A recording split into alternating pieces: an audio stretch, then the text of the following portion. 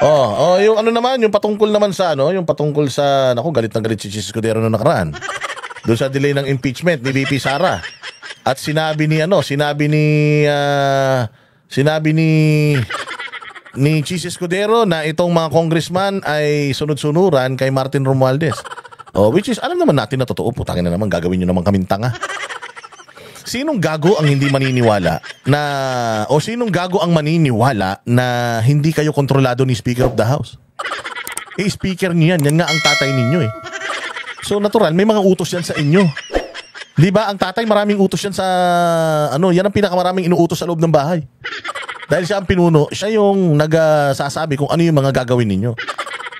So ngayon, sasabihin nitong mga gunggong na congressman na ito, hindi daw sila sumusunod at hindi daw sila na-impluensyahan ni Romualdez.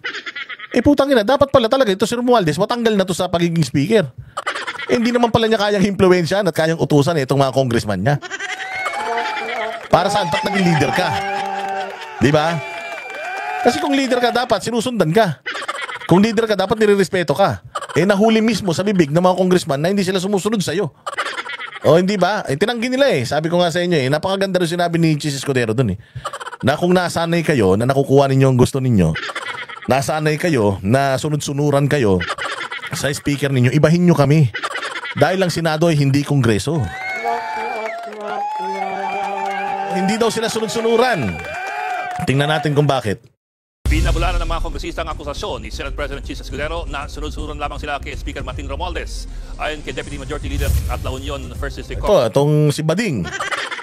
Congressman Paulo Ortega, bagamat leader nila si Speaker Romualdez, may sarili naman daw silang mga opinyon, lalo na raw pagdating sa usapin ng impeachment complaint laban kay VP Sara Duterte. Nagpasaring kapon si Escudero sa mga kongresista na tila nasasanay daw na diktahan ng Senado sa kung anong gusto na mangyari sa impeachment complaint. Wala pong inuutos sa amin si Speaker. Napakasinungaling, no? Napakasinungaling. Ganito kasi yan. Siyempre, alam naman natin kayo naman, masyado kayong sinungaling. Merong agenda yan. Merong agenda. At yung bawat agenda ninyo, kailangan inline yan doon sa agenda din ng Speaker of the House. Unang-una sa lahat, yung Speaker of the House, doon ang gagaling ang pera nyo. Kasi even yung treasurer, asawa niya. Yung Speaker of the House ang nagbibigay ng mga komite sa inyo. Wala kayong say doon. Hindi yan botohan. Kung ano sabihin ng speaker, ikaw ang gagawin natin sa ganito, ikaw ang procurement ganito, ikaw ang ganito, ikaw ang ganyan. Ino-open nyo sa plenaryo yan. Pero ang nagdidesisyon pa din dyan is speaker. Tapos sasabihin ninyo na hindi kayo inuutusan, hindi kayo ini-impluensyahan. Ikaw na mismo ang may sabi. The speaker is our mentor. The speaker is our guiding light. Saan ka makakuha ng guiding light na hindi ka i-guide? Kaya nga house of sinungaling talaga itong mga ito. Lalo na itong Ortega na to. Tingnan mo, meron na silang spokesperson. Pinapasweldo ng taong bayan yung anak ni Abante, tapos pa-interview pa rin kayo ng pa-interview. Paano ba naman sabihin nyo na, we have a spokesperson already, you better ask her. Pero hindi epal Di ba? Epal katulad itong Paulo Ortega na ito. May mga panibago siyang mga pangalan na inilalabas. Kesyo ganito, kesyo ganyan. Sinabi na yan, sinagot na yan noon. Sabi nga, natural. Hindi naman magbibigay ng pangalang totoo yung asset. Kaya nga si Risa Ontiveros nakita mo, yung mga testigo niya sa Senado, anong mga pangalan? Bikoy, Bitoy. Hindi naman yun ang mga totoo nilang pangalan. Rosebud. Hindi ba? Hindi naman yun yung mga totoong pangalan ng mga yan. Pero gumagamit sila ng mga call names or mga screen names or alias. Kasi nga, delikado yung mga information na ipinapasa nila. Ano ba mahirap intindihin doon, Paulo Ortega? Kahit ano pang pangalan niyan, kahit ipangalan niya pa sa sarili niya, Lucifer, wala ka nang pakialam nun. Yun ang gusto nilang code name. Ngayon, eto, tingnan mo tingnan ninyo. Napunta yung pera sa mga ganyang pangalan. And let us consider or let us assume na yung mga pangalan na yan ay mga asset. Di ibig sabihin, kasi kapag kayong pera napunta sa isang tao na totoong pangalan niya yun, tapos pag tinignan mo, hindi naman siya asset. Hindi naman siya scholar. Hindi naman siya contractor. Pero bakit nasa kanya yung pera? Doon kayo dapat mag-alala. Pero kung yung pera napunta sa isang pangalan na dubious, ibig sabihin asset yan. Assume that it's an asset. doon napunta yung pera. So, ibig sabihin, hindi ninakaw. Ngayon, ang tanong, sino-sino ba yung mga tao na yan? Sino-sino ba yung mga tao na yan? Kailangan nyo munang humingi ng permiso para ilabas itong mga tao na ito. Kasi, mga assets nga ito.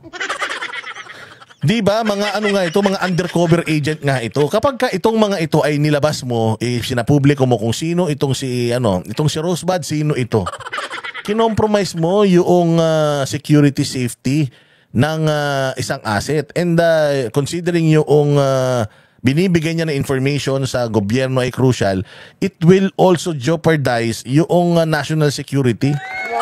Ngot.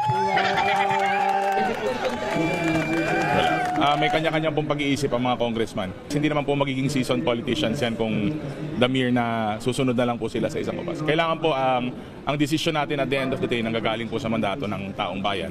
Gago, mas lalo na. Kung nanggagaling sa mandato ng taong bayan, yung ginagawa ninyo, 14% na lang yung trust rating ni speaker. Bakit siya pa rin yung gusto nyo maging speaker? Wala nang tiwala tao sa kanya, siya pa rin ang gusto nyo maging speaker. Bakit?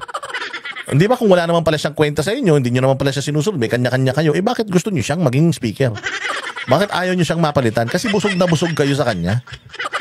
May mga expose, di ba, sa Congress na kapag ka dinamay mo ang mga Duterte sa mga iskandalo, malaki ang bayad sa'yo. Hindi, yun lumabas talaga yung issue na yun, di ba? Yung si Greco Bellica nga naglabas dun na 1 million, meron daw bigayan na 2 million, 11 million, mga ganun.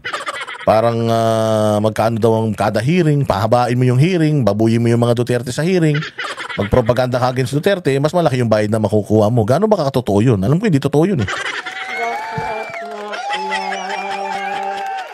Lalong mas malaki pag dinamay mo si Bongo at saka si Senator Bato, dinamay mo si BP Sara, mas lalong malaki daw yung bayad, di umano pero alam ko hindi yan totoo.